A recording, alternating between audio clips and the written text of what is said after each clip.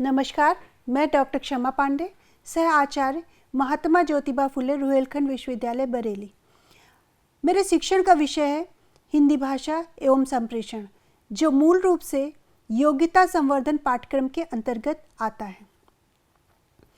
इस संसार में विद्यमान प्रत्येक जीव अपनी भावनाओं की अभिव्यक्ति हेतु अनेकों प्रकार की ध्वनियों को संकेत के रूप में प्रयोग करते हैं और उस भाषा के संकेत को समुदाय के सदस्य भली प्रकार समझकर उसके अनुसार व्यवहार भी करते हैं। अपनी बात कहना और उसे प्रभावी ढंग से कहना, दोनों बातों में बहुत अंतर होता है। इसलिए विद्यार्थियों को ये सिखाना ज़रूरी है कि कब, कहाँ, कैसे अपनी बात को प्रभावी ढंग से संप्रेषित करें, जिससे उसे उसके वांछित उद्देश्यों की प्राप्ति हो सके।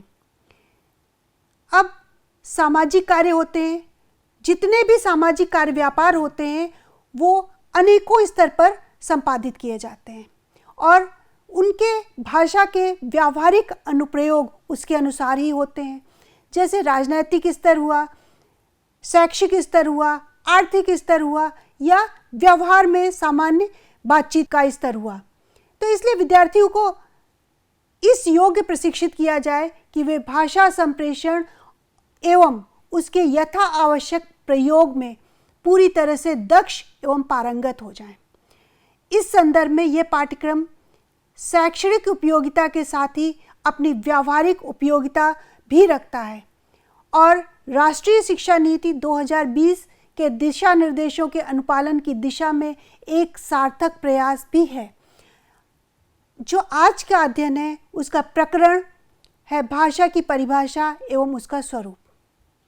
भाषा की परिभाषा एवं उसका स्वरूप इस पाठ के अध्ययन के पश्चात सीखने के अपेक्षित प्रतिफल होंगे। भाषा का सामान्य परिचय विद्यार्थी प्राप्त कर सकेंगे। विद्यार्थी शब्द एवं अर्थ के पारस्परिक संबंध को समझ सकेंगे। भाषा की परिभाषाओं का विश्लेषण कर सकेंगे और विद्यार्थी भाषा के स्वरूप को समझ सकेंगे। अब हम सबसे पहले बात करेंगे कि भाषा क्या है। इसलिए ये आवश्यक है कि भाषा का सामान्य परिचय हमें पता होना चाहिए। एक प्राणी अपने अंतर्मन के भावों, विचारों और इच्छाओं को प्रकट करता है। भावों का शाब्दिक और अशाब्दिक दोनों प्रकार का जो प्रकटीकरण होता है, उससे विद्यार्थी या व्यक्ति अपने भावों को सबके सामने रखता है। अब हम भाषा के संबंध में ये कह सकते हैं कि जो भाषा अर्जन या भाषा सीखने की प्रक्रिया होती है वो जन्मजात होती है या जन्म से प्रारंभ हो जाती है और अंत समय तक चलती है। भाषा के स्वरूप के बारे में हम ये कह सकते हैं कि बालक अपने समाज से या जिस समाज में वो रहता है उन प्राणियों से अंतर क्रिया करता है और उसके बाद भाषा के जो नियम होते हैं या भाषिक नियम होते हैं उनको आत्मसात करता है और निरंतर उन नियमबद्ध संकेतों का प्रयोग करके वो भाषिक संप्रेषण को सीखता है। अब आगे हम देखेंगे कि समाज जो होता है उसकी अपनी एक संस्कृति होती है। अब समाज और संस्कृति आपस में संपूरक होते हैं। उसी तरह से उस समाज की जो भाषा होती है वो भाषा उस संस्कृति को पूरित करती है। तो हम कह सकते हैं कि जो भाषा होती है, भाषा और संस्कृति दोनों एक दूसरे के पूरक होते हैं, दोनों एक दूसरे को पूर्ण करते हैं। अब आगे हम बात करें तो जो भाषा जिस समाज से होती है वहाँ के जो लोग होते हैं उनके जो अनुभव होते हैं उन अनुभवों से भाषा धीरे धीरे समृद्ध होती जाती है और जब समृद्ध होती है तो उसे परिष्कार होता है। परिष्कार होता है तो परिमार्जन होता है। परिमार्जन के साथ साथ भाषा अपने रूप को बदलती है और उसका रूपांतरण होता है। भाषा जिस जन समुदाय से संबद्ध होती है उनके मूल्यों को भी अपने में ग्रहण करती है। तो हम ये कह सकते हैं कि जो भाषा होती है वो जन समुदाय के मूल्य और उनकी संस्कृति उनको आगे ले जाती है। तो भाषा जो होती है वो भाषा मूल्य और संस्कृति दोनों की संवाहक होती है, एक पीढ़ी से दूसरी पीढ़ी तक या एक स्थान से दूसरे स्थान तक उसको ले जाती है। अब भाषा क्या होती है? अगर हम कहें कि भाषा ने संस्कृति का सृजन किया, भाषा ने मूल्यों को एक पीढ़ी से दूसरी पीढ़ी पर या एक समुदाय से दूसरे समुदाय पर हस्तांतरित किया, तो कैसे? तो हम भाषा के बारे में थोड़ा और जानते हैं। भाषा द्वारा मुख्य रूप से हम साहित्य का सृजन करते हैं। भाषा कोई भी भाषा हो सकती है, वो क्षेत्रीय भाषा हो सकती है, वो राष्ट्रीय भाषा हो सकती है, या वो किसी क्षेत्र विशेष से संबद्ध वहाँ की बोली हो सकती है। तो उस भाषा के माध्यम से हम स्थानीय या राष्ट्रीय या अंतर्राष्ट्रीय साहित्य का सृजन करते हैं। जब सृजन हो जाएगा साहित्य का, तो हम ये देखेंगे कि उस साहित्य में जो भी संस्कृति या मूल या जो भी इंफॉर्मेशन है, जानकारी है, उसको हम एक पीढ़ी से दूसरी पीढ़ी पर हस्तांतरित करते हैं। साहित्य के सृजन के बाद भाषा का जो द्वितीय महत्वपूर्ण कार्य होता है वो संस्कृति का हस्तांतरण होता है। संस्कृति, जो सांस्कृतिक मूल्य होते हैं, जो सांस्कृतिक बोध होते हैं, उनको एक पीढ़ी से दूसरी पीढ़ी पर हस्तांतरित करने का कार्य वो भी भाषा द्वारा किया जाता है। साहित्य का सृजन, संस्कृति का हस्तांतरण, इन दोनों महत्वपूर्ण कार्यों के बाद भाषा द्वारा सामाजिक परिष्कार किया जाता है, क्योंकि भाषा से ही हमें बोध होता है, हमें पृष्ठपोषण मिलता है, उस समाज को पृष्ठपोषण मिलता है कि भाषा उस समाज के मूल्यों का, उस समाज की जो कार्य व्यापार हैं उनका परिष्कार करें। तो इस प्रकार हम कह सकते हैं कि समाज और भाषा वो निरंतर सहयोग के साथ साथ एक दूसरे के विकास में सहायता करते हैं। तो भाषा की जो भूमिका है वो बहुत ही व्यापक होती है। समाज या विश्व का बोध भी भाषा के माध्यम से ही होता है। समाज और विश्व का बोध हम भाषा के द्वारा किस प्रकार करते हैं?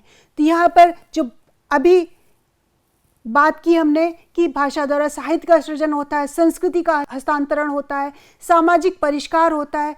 तो ये तीनों महत्वपूर्ण कार्य किसके लिए हैं, किसके पूरक हैं? हम जो भी अपने विश्व के, जहाँ जिस विश्व में रह रहे हैं उसका हम भावबोध करते हैं इन्हीं तीनों चीज़ों के माध्यम से, और इनके लिए महती भूमिका निभा रही है आपकी भाषा। भाषा प्रयोग के लिए होती है, हम व्यवहार में उसको अनुप्रयोग करते हैं। तो प्रयोग की दृष्टि से अगर हम देखें तो भाषा बोलने से पहले हम पहले चिंतन करते हैं। तो प्रयोग की दृष्टि से भाषा अभिव्यक्ति से पहले चिंतन का माध्यम है। हम पहले मनन करते हैं, कोई भी बात बोलने से पहले हमारे मस्तिष्क पटल पर उसके संकेत आते हैं, उसके बिंब आते हैं, और बोलने से पहले जो विचार आता है, जो बिंब आता है, उसको चिंतन किया जाता है।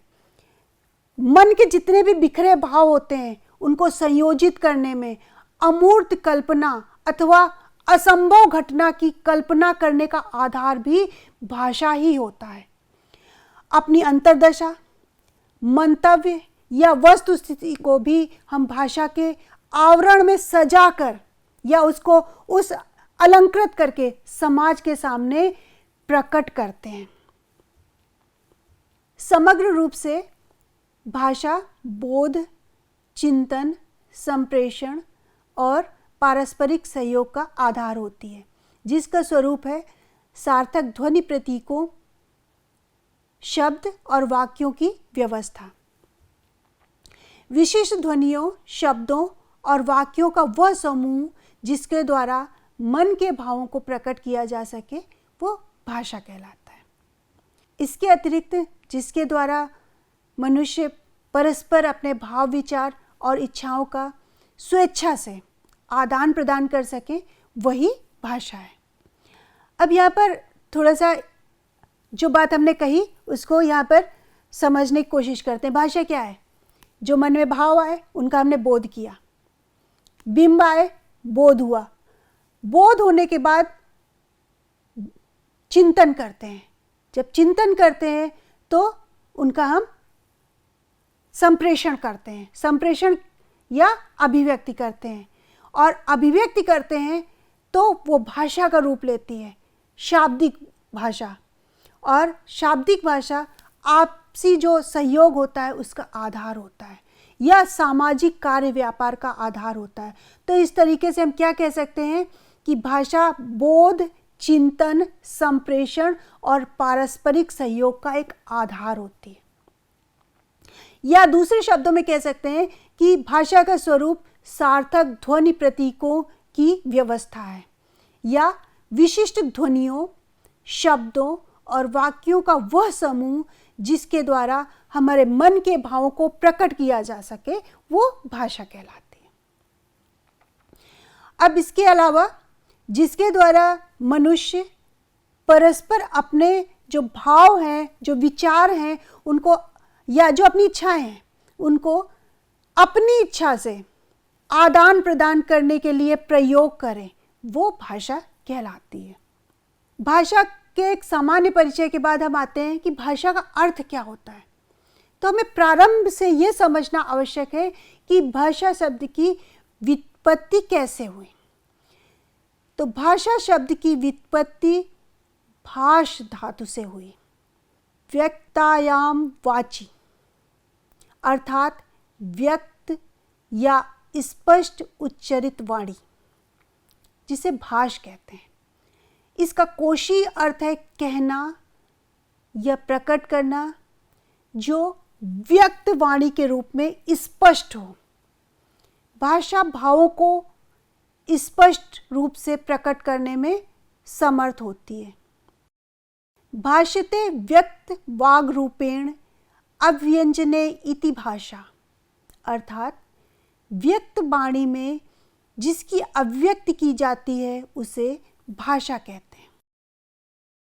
आचार्य भर्तृहरि ने भाषा को परिभाषित करते हुए कहा है कि संसार में ज्ञात ऐसा कोई विषय नहीं है जो शब्द का आश्रय ना लेता हो।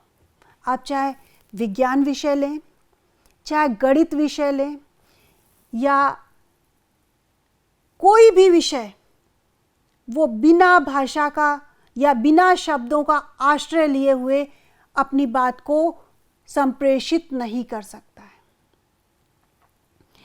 इसी प्रकार जो आचार्य पतंजलि हैं वो कहते हैं कि भाष वक्तायाम वाची, अर्थात जो वाणी वर्णों में व्यक्त होती है उसे भाषा कहते हैं। यहाँ जो शब्द है वो भाषा को इंगित करता है। शब्दों के संयोजन से वाक्य विन्यास होता है, और वाक्य विन्यास भाषा का रूप अधिग्रहित करता है। मतलब शब्दों से वाक्य बनते हैं और वाक्यों के संयोजन से भाषा अपना स्वरूप बनाती है। तो यहाँ पर ये कह सकते हैं कि भाषा और मनुष्य एक दूसरे के पूरक हैं। मनुष्य को भाषा की आवश्यकता है और भाषा को मनुष्य की आवश्यकता है, क्योंकि भाषा के बिना मन की अभिव्यक्ति या मन के उद्गार असंभव है। अब आगे बात करते हैं भाषा। भाषा के स्वरूप को और विस्तार से समझने के लिए हमें जानना पड़ेगा कि भाषा का स्वरूप कैसा है। तो भाषा द्विस्तरीय स्वरूप वाली एक जटिल व्यवस्था है। भाषा के दो स्वरूप होते हैं। पहला है आपका भाषा व्यवस्था, जिसे संरचना कहते हैं। आप यहाँ देखिए, चित्र देख रहे हैं तो इसमें हमने दिखाया है स्वर हैं अ, ई, ए, ओ। ये एक संरचना होती है, लिपि जिसे हिंदी में कहते हैं। लिपिबद्ध होती है कोई भी भाषा, और दूसरा भाषा व्यवहार होता है। तो जो लिपि होती है, जब उसको हम वाक्य के रूप में, या ये कहें कि भाषा के स्वरूप में उसको जब व्यवस्थित कर लेते हैं, तो जो उसका दूसरा स्वरूप होता है वो भाषा व्यवहार कहलाता है। यहाँ पर देखिए भाषा क्या है, मनस्थ भाषा, जो हमारे मन में है, बिंब है या विचार है, उनकी संरचना बनती है, या बिंब या संरचना, और उसके अनुसार हम भाषा का प्रयोग करते हैं। तो भाषा क्या है, मनस्थ भाषा, संरचना, तदनुरूप भाषा प्रयोग। तो भाषा के दोनों स्तर या आयाम भी कह सकते हैं, वो दोनों एक दूसरे के पूरक होते हैं। अर्थात जो मन की भाषा है या भाषा संरचना है और भाषा का प्रयोग, भाषा की संरचना के आधार पर भाषा का प्रयोग किया जाता है। तो भाषा के प्रयोग का आधार हमारे आसपास के मानसिक बिंब या व्यवहार होते हैं, जिसे मनस्थ भाषा संरचना कहा जाता है। अब आगे भाषा की संरचना के बाद भाषा की प्रयोग की बात को और विस्तार देते हुए ये कह सकते हैं कि जो भाषा का प्रयोग होता है वो देश काल सापेक्षिक होता है। हम जिस समाज या समुदाय में रहते हैं, भाषा उसी का आकार ग्रहण कर लेती है, भाषा वहीं से उत्पन्न होती है और उसी को स्वरूप देती है। तो मनस्थ भाषा में उपस्थित ध्वनि प्रतीक तर्क संगत ना होकर ऐच्छिक होते हैं। अभी हमने कहा कि भाषा जिस समुदाय में होती है उसी का आकार ग्रहण कर लेती है।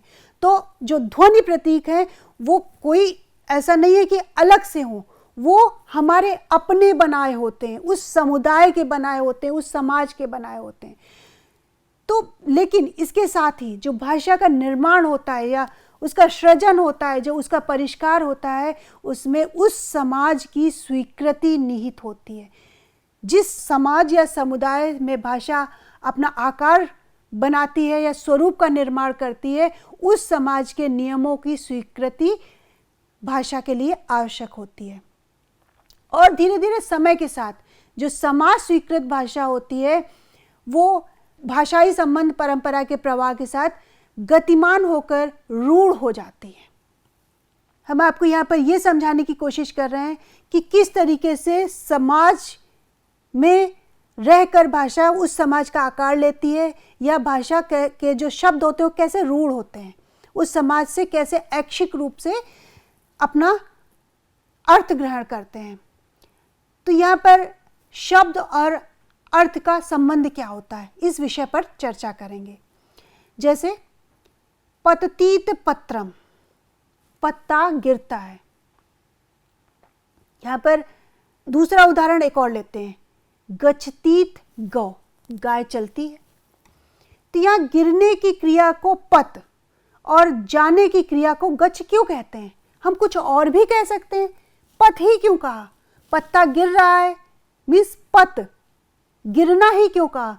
और जाने की क्रिया को गच्छ ही क्यों कहा? इसको और आगे स्पष्ट करते हैं कि जो अभी हमने उदाहरण आपको दिया, इससे ये स्पष्ट होता है कि जो शब्द और उसका अर्थ है, उन दोनों का जो संबंध होता है वो यादृच्छिक होता है। एक और उदाहरण से हम समझने की कोशिश करते हैं। चित्र में दिखाया गया है पुष्प एक कमल का।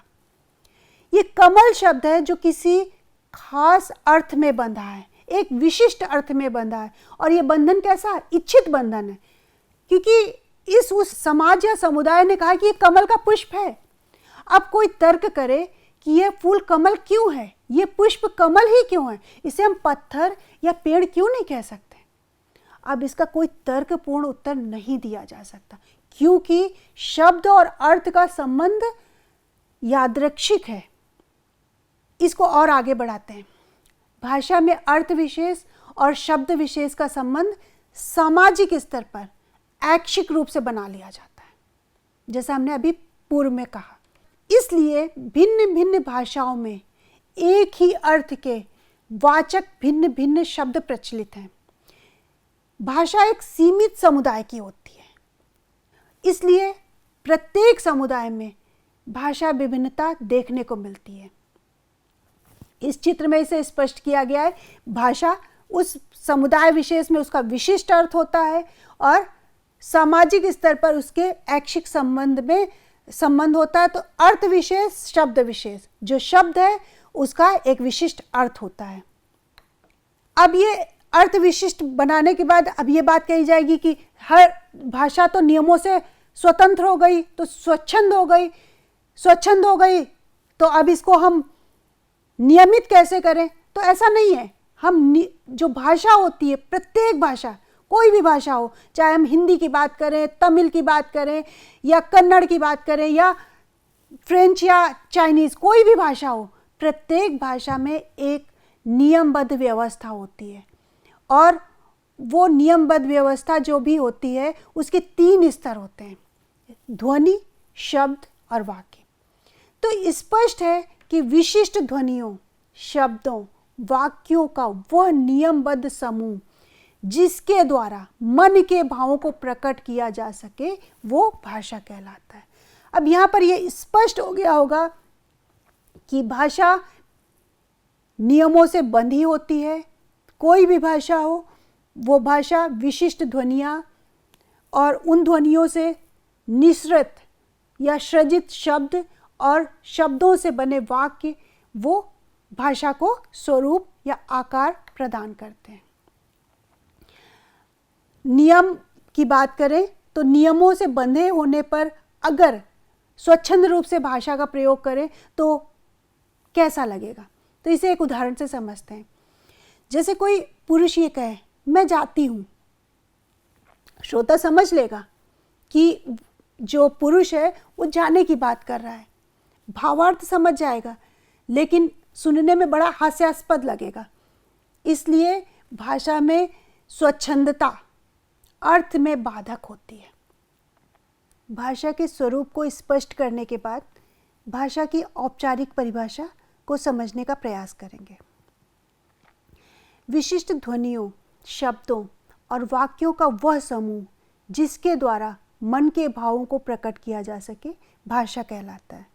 ये बात अभी हमने चर्चा की। भाषा एवं मनुष्य के निकटतम संबंध के बाद भी विद्वानों में भाषा को परिभाषित करने के संदर्भ में मत विभिन्नता है। इसलिए भाषा के स्वरूप को समझने के लिए भाषा के संबंध में विद्वानों द्वारा जो विभिन्न मत दिए गए हैं उनको हम 2 वर्गों में रख सकते हैं। पहला आपका जो भाषा के परिभाषाओं के संबंध में भारतीय मत है, और दूसरा पाश्चात्य मत। सुमित्रानंदन पंत के अनुसार भाषा संसार का नादमय चित्र है। यह विश्व की हृदय तंत्री की झनकार है जिसके स्वर में यह अभिव्यक्ति पाती है। भाषा को परिभाषित करते हुए महर्षि पतंजलि कहते हैं, वर्णों में व्यक्त वाणी को भाषा कहा जाता है। आगे कामता प्रसाद गुरु भाषा को परिभाषित करते हुए कहते हैं, भाषा वह साधन है जिसके द्वारा मनुष्य अपने विचार दूसरों पर स्पष्ट रूप से प्रकट करता है और दूसरों के विचार को स्पष्ट रूप से समझ सकता है।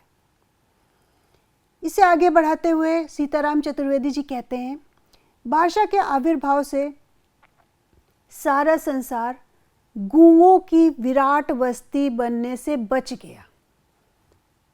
और किशोरीदास वाजपेयी भाषा को परिभाषित करते हुए कहते हैं, विभिन्न अर्थों में सांकेतिक शब्द समूह ही भाषा है। और भाषा को और अधिक स्पष्ट करते हुए श्री बाबूराम सक्सेना जी ने कहा, भाषा का अभिप्राय विचारों का व्यक्तिकरण प्रमुख रूप से श्रोत ग्राह्य ध्वनि चिन्हों से सिद्ध होता है और गौण रूप से दर्शन संकेत अथवा स्पर्श द्वारा ग्राह्य लेख छपाई स्काउट चिन्ह आदि से होता है। भाषा को स्पष्ट करते हुए भोलानाथ तिवारी जी कहते हैं, भाषा उच्चारण अवयवों से उच्चरित यादृच्छिक ध्वनि प्रतीकों की वह व्यवस्था है जिसके द्वारा समाज विशेष के लोग आपस में विचारों का आदान प्रदान करते हैं। पीडी गुडे कहते हैं, शब्दों द्वारा हृदयगत भावों तथा विचारों का प्रकटीकरण ही भाषा है। भाषा को परिभाषित करते हुए मंगलदेव शास्त्री जी ने कहा, भाषा मनुष्य की उस चेष्टा या व्यापार को कहते हैं जिससे मनुष्य अपने उच्चारण उपयोगी शरीर के अवयवों से उच्चारण किए गए वर्णात्मक या व्यक्त शब्दों द्वारा अपने विचारों को प्रकट करते हैं। सुकुमार सेन ने कहा, अर्थवान कंठ से निश्रित ध्वनि समष्टि ही भाषा है। अतः यहाँ पर स्पष्ट करना आवश्यक है इन परिभाषाओं के आधार पर कि निरर्थक ध्वनियाँ भाषा के अंतर्गत नहीं आती हैं। व्यापक रूप से विभिन्न ध्वनियाँ और चिन्ह भी भाषा के अंतर्गत माने जाते हैं, किंतु विशिष्ट रूप से शब्द और सार्थक शब्द समूह ही इसमें सम्मिलित किए जाते हैं। अब पाश्चात्य विद्वान हैं, उन्होंने कुछ भाषा की परिभाषाएं दी जिन्हें यहाँ पर संकलित किया है। क्रोचे ने भाषा को परिभाषित करते हुए कहा है, भाषा अभिव्यक्ति की दृष्टि से उच्चरित एवं सीमित ध्वनियों का संगठन है। स्वीट कहते हैं, ध्वन्यात्मक शब्दों द्वारा विचारों का प्रकटीकरण ही भाषा है। प्लेटो ने अपने ग्रंथ यूपोटिक्स में भाषा के संबंध में कहा है कि विचार आत्मा की मूक या अध्वन्यात्मक बातचीत है, पर वही जब ध्वन्यात्मक होकर होठों पर प्रकट होती है तो उसे भाषा कहते हैं। पाश्चात्य मत के आधार पर दी गई परिभाषाओं के आधार पर हम कह सकते हैं कि भाषा यादृच्छिक वाक् प्रतीकों की नियमबद्ध वह व्यवस्था है जिसका उच्चारण मुंह के द्वारा किया जाता है और श्रवण भी किया जाता है। इन निश्रित ध्वनियों के माध्यम से मानवीय संप्रेषण सहज होता है और सामाजिक संरचना का निर्माण एवं विस्तार होता है। भाषा के स्वरूप परिभाषा के उपरांत भाषा की प्रकृति पर चर्चा करेंगे। तो भाषा की प्रकृति के विषय में कुछ बिंदु हैं जिन्हें बिंदुवार अध्ययन किया जाएगा। भाषा ध्वनि प्रतीकों की एक क्रमबद्ध व्यवस्था है। ध्वनि प्रतीक मानवीय विचारों की मौखिक अथवा वाचिक अभिव्यक्ति का साधन है। ये जो ध्वनि प्रतीक होते हैं स्वर या व्यंजन के रूप में आप समझ सकते हैं। क, ख, ग, घ, तो क एक प्रतीक है। जब क, म, ल तीनों व्यंजन मिलेंगे तो कमल बनता है। तो ये क्रम होता है कि क के बाद म आएगा, म के बाद ल आएगा तो कमल बनेगा, और कमल जब बनेगा तो वो एक विशेष अर्थ लेगा। तो ध्वनि प्रतीक होते हैं वो भी क्रमबद्ध होते हैं। ये ध्वनि प्रतीक यादृच्छिक होते हैं, तो इस आधार पर जो भाषा प्रतीक हैं वो भी यादृच्छिक होते हैं। यादृच्छिक किस प्रकार से होते हैं, पूर्ववत हमने कमल के उदाहरण से समझाया था। भाषा सामाजिक प्रयोजनों के पूर्ति का एक सशक्त माध्यम होते हैं। सामाजिक प्रयोजन क्या होते हैं, ये हम सब भली प्रकार समझते हैं कि जिस समाज में हम रहते हैं वहाँ के हमारे छोटे से लेकर बड़े सारे कार्य उद्देश्य संप्रेषण द्वारा या अभिव्यक्ति द्वारा ही पूरे किए जाते हैं, और उस अभिव्यक्ति के लिए हम भाषा को आधार बनाते हैं और अपने प्रयोजनों की पूर्ति करते हैं। भाषा संप्रेषण का एक सहज माध्यम है। दैनिक जीवन में हम अपनी बातचीत, अपने विचार दूसरों तक पहुंचाना चाहते हैं तो भाषा ही हमारा सहयोग करती है। जैसे यदि हमें प्यास लगी है तो हम किसी से कहते हैं कि हमें प्यास लगी है, तो तुरंत कोई हमें पानी दे देता है। जैसे यहाँ पर चित्र में दिखाया गया है, पानी मांगना है तो हम इशारों से भी मांग सकते हैं, लेकिन इशारा क्या करेंगे, ये अशाब्दिक संप्रेषण है। इसमें बिना भाषा का आधार लिए हम संकेत कर रहे हैं। लेकिन अगर हम इसे भाषा का आधार दे दें और स्पष्ट शब्दों में कहें कि हमें पानी चाहिए, तो यहाँ पर किसी प्रकार का भ्रम नहीं पैदा होगा। हमें पानी की जगह सिर्फ पानी ही मिलेगा, कोई अन्यत्र चीज़ नहीं मिलेगी। तो जो अशाब्दिक भाषा है या जिसे संकेत या इशारा कहते हैं, उन संकेतों की अपनी सीमाएं होती हैं।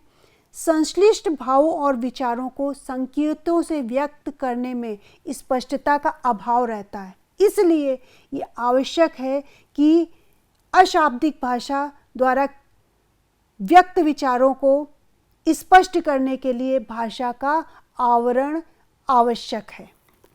समग्र रूप से भाषा मानव मुख से निकले हुए वाक् प्रतीकों की एक नियम से आबद्ध वह व्यवस्था है जिसके माध्यम से समाज एवं संस्कृति गतिमान होती है। अगर भाषा नहीं होगी तो हम एक ही जगह स्थिर हो जाएंगे, न संस्कृति गमन करेगी, न समाज के अन्य कार्य व्यापार में गतिशीलता आएगी। इसलिए भाषा समाज एवं संस्कृति दोनों को गतिमान करती है। इसके साथ ही जो भाषा होती है उसमें परिवर्तनशीलता होती है और स्वतः सामाजिक संदर्भ में परिष्कृत और परिमार्जित होते हुए भाषा अपने स्वरूप को नया आकार देती है। इसलिए हम ये नहीं कह सकते कि भाषा का कोई अंतिम रूप होता है। भाषा समय एवं देश काल की सीमाओं से परे होती है। उसे समय या देश काल की सीमा में बांधना एक कठिन कार्य है। प्रत्येक भाषा अपनी एक विशिष्ट संरचनागत विशेषताओं को रखती है और जिनके आधार पर अपने विचार विनिमय को सरल करती है। भाषा की विभिन्न परिभाषाओं उसके स्वरूप को विभिन्न बिंदुओं द्वारा स्पष्ट किया गया, जिसके आधार पर हम कह सकते हैं कि भाषा अभिव्यक्ति एवं संप्रेषण का एक सहज साधन है। मन के भावों की अभिव्यक्ति हेतु प्रयुक्त ध्वनि संकेतों के व्यवहार को भाषा कहते हैं। भाषा सामाजिक सरोकारों को आधार प्रदान करती है। मन के उद्गार सामाजिक अंतर्क्रिया द्वारा प्रतिफलित होते हैं, इसलिए समाज सापेक्ष होते हैं। भाषा इन मनोभावों को व्यक्त करने का माध्यम प्रदान करती है। भाषा संप्रेषण के द्वारा सामाजिक एवं मानसिक संदर्भों की पूर्ति कई स्तरों पर करती है। अतः कह सकते हैं कि भाषा सप्रयोज्य एवं सामाजिक मानकों के सापेक्ष होती है। अगले विषय वस्तु के अंतर्गत हम भाषा के स्वरूप एवं उसकी विशेषताओं को विस्तार से अध्ययन करेंगे और भाषा के स्वरूप को समझने में अधिक स्पष्टता आएगी।